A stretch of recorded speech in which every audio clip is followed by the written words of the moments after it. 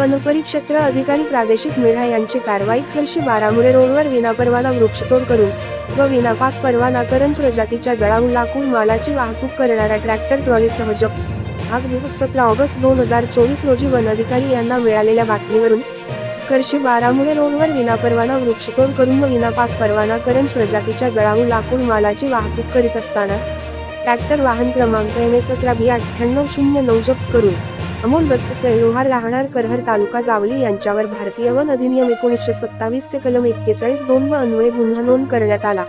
वनपरिक्षेत्र मेढा तालुका जावली या कार्यालयाच्या अंतर्गत येणाऱ्या खर्शी बारामुळे रोडवर करंज प्रजातीच्या जळाऊ लाकूड मालाची कोणताही पास परवाना न घेता वाहतूक करीत असताना वनविभागाने कारवाई केली.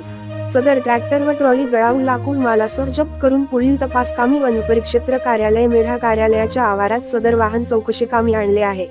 या कामी वनरक्षक मेढातील उमगाव यांनी प्रथम गुन्हा रिपोर्ट क्रमांक 082024 17 ऑगस्ट 2024 अन्वये गुन्हा नोंद केला आहे.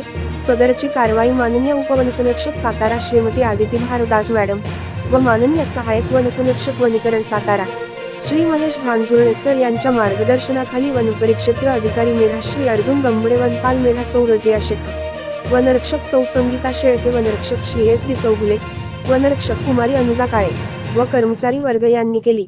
News Marathi live Shri Vilas Darekar Medha Jawali.